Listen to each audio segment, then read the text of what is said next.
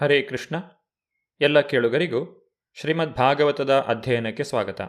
ಶ್ರೀಮದ್ ಭಾಗವತದಲ್ಲಿ ಒಟ್ಟು 12 ಸ್ಕಂದಗಳಿವೆ. ಅದರಲ್ಲಿ ಮೊದಲನೆಯ ಸ್ಕಂದವು 19 ಅಧ್ಯಾಯಗಳನ್ನು ಒಳಗೊಂಡಿದೆ.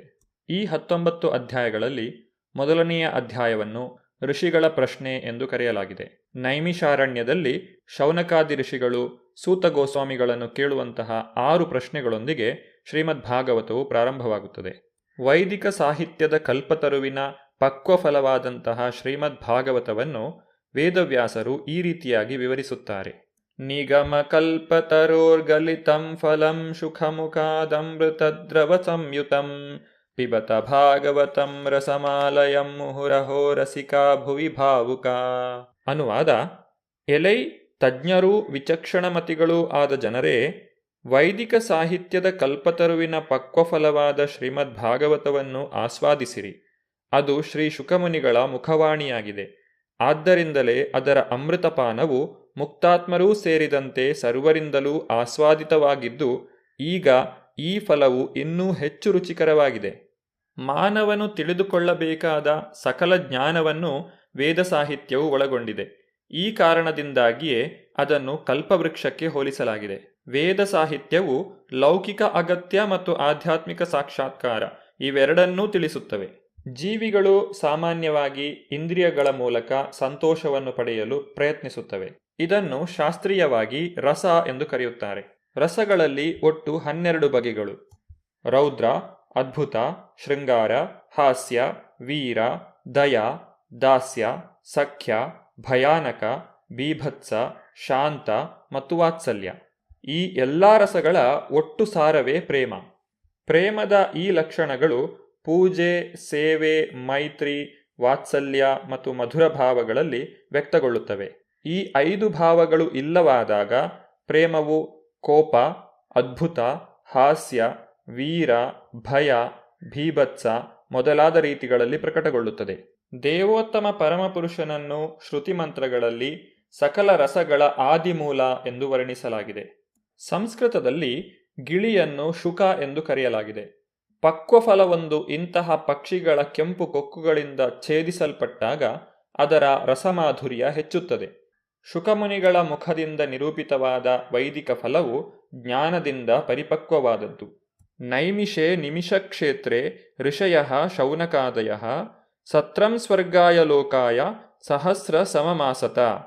ಅಂದರೆ, ಒಂದು ಸಲ ನೈಮಿಷಾರಣ್ಯವೆಂಬ ಪುಣ್ಯಕ್ಷೇತ್ರದಲ್ಲಿ ಶೌನಕ ಮುನಿಗಳ ನೇತೃತ್ವದಲ್ಲಿ ಮಹರ್ಷಿಗಳೆಲ್ಲ ಸಭೆ ಸೇರಿದ್ದರು. ಭಗವಂತನನ್ನು ಹಾಗೂ ಅವನ ಭಕ್ತರನ್ನು ತೃಪ್ತಿಪಡಿಸಲು 1000 ವರ್ಷಗಳ ಮಹಾಯಾಗವನ್ನು ನಡೆಸುವುದು ಈ ಸಮಾವೇಶದ ಉದ್ದೇಶವಾಗಿತ್ತು.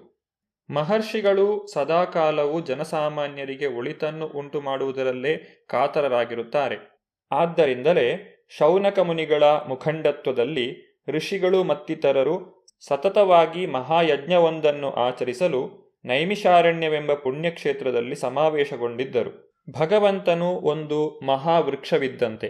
ದೇವತೆಗಳು, ಮಾನವರು, ಸಿದ್ಧರು, ಚಾರಣರು, ವಿದ್ಯಾಧರರು ಹಾಗೂ ಇತರ ಜೀವಿಗಳು ಆ ಮಹಾವೃಕ್ಷದ ಕೊಂಬೆ, ಟೊಂಗೆ, ಟಿಸಿಲು ಮತ್ತು ಎಲೆಗಳಿದ್ದಂತೆ. ಮಹಾವೃಕ್ಷದ ಬೇರಿಗೆ ನೀರೆರೆಯುವುದರಿಂದ ವೃಕ್ಷದ ಎಲ್ಲ ಭಾಗಗಳು ಸ್ವತಃ ಪೋಷಣೆ ಹೊಂದುವುವು. ಕೇವಲ ಬೇರ್ಪಟ್ಟ ಟೊಂಗೆಗಳು ಮತ್ತು ಎಲೆಗಳಿಗೆ ಪೋಷಣೆ ಸಿಗಲಾರದು.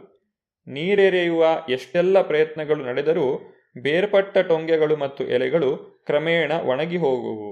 ಅದೇ ರೀತಿಯಾಗಿ ಮಾನವ ಸಮಾಜ ದೇವೋತ್ತಮ ಪರಮಪುರುಷನಿಂದ ಕಳಚಿಕೊಂಡಾಗ ವೃಕ್ಷದಿಂದ ಬೇರ್ಪಟ್ಟ ಟೊಂಗೆ, ಟಿಸಿಲು, ಎಲೆಗಳಂತೆ ಪೋಷಕಾಂಶವಾದ ನೀರನ್ನು ಪಡೆಯಲು ಅದು ಅಸಮರ್ಥವಾಗುತ್ತದೆ. ತ ಏಕದಾತು ಮುನಯಃ ಪ್ರಾತರ್ಹುತ ಹುತಾಗ್ನಯಃ ಸತ್ಕೃತಂ ಸೂತಮಾಸೀನಂ ಪಪ್ರಚ್ಚುರಿದಮಾದರಾತ್. ಅನುವಾದ: ಒಂದು ದಿನ ಅಗ್ನಿಗೆ ಹವಿಸ್ಸನ್ನು ಅರ್ಪಿಸಿ ತಮ್ಮ ಪ್ರಾತಃ ಕಾಲದ ಕಾರ್ಯಗಳನ್ನು ಮುಗಿಸಿದ ಬಳಿಕ ಮಹರ್ಷಿಗಳು ಶ್ರೀಲ ಸೂತ ಗೋಸ್ವಾಮಿಗಳಿಗೆ ಗೌರವಾಸನವೊಂದನ್ನು ನೀಡಿ ಅತ್ಯಂತ ಆದರಪೂರ್ವಕವಾಗಿ ಈ ಮುಂದಿನ ವಿಷಯಗಳನ್ನು ಕುರಿತು ಪ್ರಶ್ನೆಗಳನ್ನು ಕೇಳಿದರು. ಪ್ರಾತಃ ಕಾಲವು ಆಧ್ಯಾತ್ಮಿಕ ಕಾರ್ಯಗಳಿಗೆ ಬಹಳ ಪ್ರಶಸ್ತವಾದದ್ದು. ಪ್ರಾತಃ ಕಾಲದ ಆಧ್ಯಾತ್ಮಿಕ ಕಾರ್ಯಗಳನ್ನು ಮುಗಿಸಿದ ನಂತರ ಶೌನಕಾದಿ ಋಷಿಗಳು ಸೂತ ಗೋಸ್ವಾಮಿಗಳಿಗೆ ವ್ಯಾಸಾಸನವನ್ನು ನೀಡಿ ಕೆಲವೊಂದು ಪ್ರಶ್ನೆಗಳನ್ನು ಕೇಳುತ್ತಾರೆ. ಶೌನಕ ಋಷಿಗಳು ಒಟ್ಟು 6 ಪ್ರಶ್ನೆಗಳನ್ನು ಸೂತ ಗೋಸ್ವಾಮಿಗಳಲ್ಲಿ ಕೇಳುತ್ತಿದ್ದಾರೆ. ಮೊದಲನೆಯ ಪ್ರಶ್ನೆ ಎಂದರೆ, ಜನಸಾಮಾನ್ಯರಿಗೆ ಯಾವುದು ಮೂಲಭೂತವಾಗಿ ಪರಮಶುಭಕರ? ಎರಡನೆಯ ಪ್ರಶ್ನೆ, ಸಕಲ ಜೀವಿಗಳ ಕಲ್ಯಾಣವನ್ನು ಉಂಟುಮಾಡುವಂತಹ ಸಮಸ್ತ ಧರ್ಮಗ್ರಂಥಗಳ ಸಾರಾಂಶವೇನು? ಮೂರನೆಯ ಪ್ರಶ್ನೆ, ದೇವೋತ್ತಮ ಪರಮಪುರುಷನಾದ ಶ್ರೀಕೃಷ್ಣನು ಯಾವ ಉದ್ದೇಶದಿಂದ ದೇವಕಿಯ ಗರ್ಭದಲ್ಲಿ ವಸುದೇವನ ಪುತ್ರನಾಗಿ ಆವಿರ್ಭವಿಸಿದನು? ನಾಲ್ಕನೆಯ ಪ್ರಶ್ನೆ, ಭಗವಾನ್ ಶ್ರೀಕೃಷ್ಣನು ತನ್ನ ನಾನಾ ಅವತಾರಗಳಲ್ಲಿ ವಿಶೇಷವಾಗಿ ಪುರುಷಾವತಾರದಲ್ಲಿ ಅವನು ಗೈದ ಸಾಹಸಗಳನ್ನು ದಯವಿಟ್ಟು ವಿವರಿಸಿ. ಐದನೇ ಪ್ರಶ್ನೆ ಎಂದರೆ, ದೇವೋತ್ತಮ ಪರಮಪುರುಷ ಶ್ರೀಕೃಷ್ಣನ ಅನೇಕ ಅವತಾರಗಳ ದಿವ್ಯ ಲೀಲೆಗಳನ್ನು ದಯವಿಟ್ಟು ನಮಗೆ ತಿಳಿಸಿ. ಆರನೇ ಪ್ರಶ್ನೆ ಎಂದರೆ, ಎಲ್ಲ ಯೋಗಶಕ್ತಿಗಳ ಪ್ರಭುವಾದ ಶ್ರೀಕೃಷ್ಣನು ತನ್ನ ದಿವ್ಯಧಾಮಕ್ಕೆ ತೆರಳಿರುವುದರಿಂದ ಈಗ ಧರ್ಮಗ್ರಂಥಗಳು ಯಾರನ್ನು ಆಶ್ರಯಿಸಿವೆ ಎಂಬುದನ್ನು ದಯವಿಟ್ಟು ತಿಳಿಸಿ. ಕಿಂ ಶ್ರೇಯ ಶಾಸ್ತ್ರಸಾರಶ್ಚ ಕಾ ಸ್ವಾವತಾರ ಪ್ರಯೋಜನಂ ಕಿಂ ಕರ್ಮ ಕೇವತಾರಶ್ಚ ಧರ್ಮಕಂ ಶರಣಂ ಗತಃ ಇತ್ಯೇತಸೂತಮುದ್ದಿಶ್ಯ ಷಟ್ಪ್ರಶ್ನ ಮುನಿಭಿಕೃತ. ಶೌನಕ ಋಷಿಗಳು ಕೇಳಿದಂತಹ ಪ್ರಶ್ನೆಗಳಿಗೆ ಮುಂದಿನ ಅಧ್ಯಾಯಗಳಲ್ಲಿ ಸೂತ ಗೋಸ್ವಾಮಿಗಳು ಉತ್ತರವನ್ನು ಕೊಡುತ್ತಾರೆ. ಕೃಷ್ಣ ಭಕ್ತಿ ಪರಂ ಶ್ರೇಯ ಶಾಸ್ತ್ರಸಾರಶ್ಚ ಸೈವಹಿ ಪ್ರಯೋಜನಂ ಸತೋ ರಕ್ಷ ಕರ್ಮ ಸೃಷ್ಟ್ಯಾದಿ ಲಕ್ಷಣಂ ಅವತಾರ ಅಸಂಖ್ಯ ಧರ್ಮೋ ಭಾಗವತೆ ಸ್ಥಿತಃ. ಜನಸಾಮಾನ್ಯರಿಗೆ ಯಾವುದು ಮೂಲಭೂತವಾಗಿ ಪರಮಶುಭಕರ? ಎಲ್ಲ ಧರ್ಮ ಗ್ರಂಥಗಳ ಸಾರಾಂಶವೇನು? ಶೌನಕ ಋಷಿಗಳು ಕೇಳಿದಂತಹ ಮೊದಲ ಈ 2 ಪ್ರಶ್ನೆಗಳಿಗೆ ಸೂತ ಗೋಸ್ವಾಮಿಗಳು ಈ ರೀತಿಯಾಗಿ ಉತ್ತರಿಸುತ್ತಾರೆ. ಸವೈ ಪುಂಸಾಂ ಪರೋಧರ್ಮೋ ಯಥೋ ಭಕ್ತಿರ್ ಅಧೋಕ್ಷಜೆ ಅಹೈತುಕಿ ಅಪ್ರತಿಹತ ಯಯಾತ್ಮ ಸುಪ್ರಸೀದತಿ. ಅಂದರೆ, ಪರಮಪುರುಷನ ಪ್ರೇಮಪೂರ್ಣ ಭಕ್ತಿ ಸೇವೆಯ ನೆಲೆಗೆ ಕೊಂಡೊಯ್ಯುವ ವೃತ್ತಿಯೇ ಮಾನವರೆಲ್ಲರಿಗೂ ಪರಮ ವೃತ್ತಿ ಅಥವಾ ಧರ್ಮ ಎನಿಸಿಕೊಳ್ಳುತ್ತದೆ. ಆತ್ಮಕ್ಕೆ ಸಂಪೂರ್ಣ ತೃಪ್ತಿ ನೀಡಬೇಕಾದಲ್ಲಿ ಅಂತಹ ಭಕ್ತಿ ಸೇವೆಯು ಬೇರೆ ಯಾವುದರಿಂದಲೂ ಪ್ರೇರಿತವಲ್ಲದ್ದೂ ನಿರಂತರವಾದದ್ದೂ ಆಗಿರಬೇಕು. ಭಗವಂತನ ಭಕ್ತಿ ಸೇವೆಯನ್ನು ಮಾಡುವುದೇ ಜನಸಾಮಾನ್ಯರಿಗೆ ಪರಮಶುಭಕರವಾದದ್ದು. ಒಬ್ಬ ವ್ಯಕ್ತಿ ಭಗವಂತನ ಭಕ್ತಿಪೂರ್ವಕ ಸೇವೆಯನ್ನು ಮಾಡುತ್ತಿದ್ದಾನೆಂದರೆ ಅವನು ಸಕಲ ಶಾಸ್ತ್ರಗಳ ಸಾರಾಂಶವನ್ನೂ ತಿಳಿದಿದ್ದಾನೆ ಎಂದೇ ಅರ್ಥ. ಸೂತ ಗೋಸ್ವಾಮಿಗಳು ಕೇಳಿದಂತಹ ಮೂರನೆಯ ಪ್ರಶ್ನೆ, ದೇವಕಿಯ ಗರ್ಭದಲ್ಲಿ ವಸುದೇವನ ಪುತ್ರನಾಗಿ ಶ್ರೀಕೃಷ್ಣನು ಏಕೆ ಆವಿರ್ಭವಿಸಿದನು? ಭಗವಂತನು ತನ್ನ ಆವಿರ್ಭಾವಕ್ಕೆ ಕಾರಣವೇನೆಂಬುದನ್ನು ಭಗವದ್ಗೀತೆಯಲ್ಲಿ ತಿಳಿಸಿದ್ದಾನೆ. ಪರಿತ್ರಾಣಾಯ ಸಾಧೂನಾಂ ವಿನಾಶಾಯ ಚ ದುಷ್ಕೃತಾಂ ಧರ್ಮ ಸಂಸ್ಥಾಪನಾರ್ಥಾಯ ಸಂಭವಾಮಿ ಯುಗೇ ಯುಗೇ.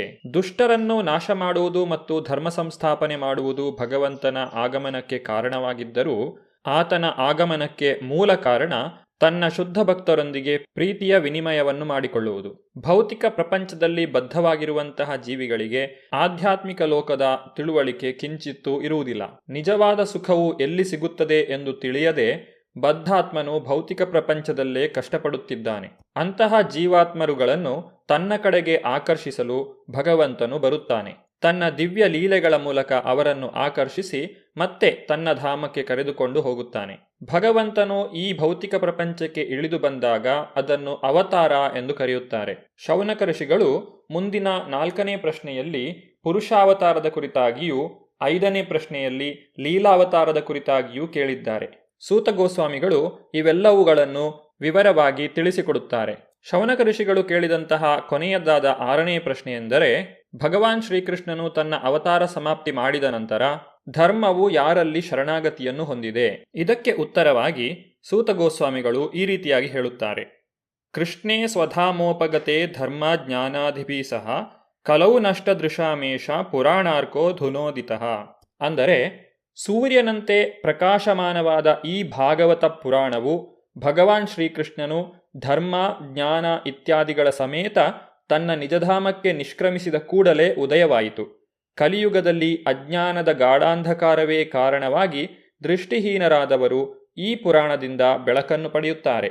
ಭಕ್ತರ ಸಂಘದಲ್ಲಿ ಪರಮ ಏಕಾಗ್ರತೆಯಿಂದ ಭಾಗವತವನ್ನು ಕೇಳಿದ್ದೇ ಆದರೆ ಆರಂಭದಲ್ಲೇ ಆತನು ಭಗವಾನ್ ಶ್ರೀಕೃಷ್ಣನನ್ನು ವ್ಯಕ್ತಿರೂಪದಲ್ಲಿ ಭಾಗವತದ ಪುಟಗಳಲ್ಲಿ ಕಾಣುವುದರಲ್ಲಿ ಸಂದೇಹವೇ ಇಲ್ಲ.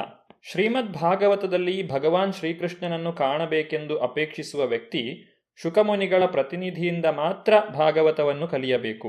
ಶುಕಮುನಿಗಳಿಂದ ಶ್ರೀಮದ್ ಭಾಗವತವನ್ನು ಗ್ರಹಿಸಿದ ಸೂತ ಗೋಸ್ವಾಮಿಗಳು ಶುಕಮುನಿಗಳ ನಿಜವಾದ ಪ್ರತಿನಿಧಿ. ಶುಕಮುನಿಗಳೂ ಸಹ ಭಾಗವತವನ್ನು ತಮ್ಮ ಪೂಜ್ಯ ತಂದೆಯಿಂದ ಹೇಗೆ ಗ್ರಹಿಸಿದರೋ ಹಾಗೇ ನಿರೂಪಿಸಿದರು. ಇದನ್ನೇ ಗುರು ಶಿಷ್ಯ ಪರಂಪರೆ ಎಂದು ಕರೆಯುವುದು. ಇದರ ಕುರಿತಾಗಿ ನಾವು ಭಗವದ್ಗೀತೆಯ 4ನೇ ಅಧ್ಯಾಯದಲ್ಲಿ ತಿಳಿದಿದ್ದೇವೆ. ಋಷಿಗಳು ಕೇಳಿದಂತಹ 6 ಪ್ರಶ್ನೆಗಳು ಮತ್ತು ಅವುಗಳಿಗೆ ಸೂತ ಗೋಸ್ವಾಮಿಗಳು ಕೊಟ್ಟಂತಹ ಉತ್ತರ, ಇದರ ಬಗ್ಗೆ ನಾವು ಇಂದಿನ ಸಂಚಿಕೆಯಲ್ಲಿ ನೋಡಿದ್ದೇವೆ. ಇವುಗಳ ಕುರಿತಾಗಿ ವಿವರವಾದ ವರ್ಣನೆಗಳನ್ನು ಮುಂದಿನ ಸಂಚಿಕೆಗಳಲ್ಲಿ ನೋಡೋಣ. ಧನ್ಯವಾದಗಳು. ಹರೇ ಕೃಷ್ಣ.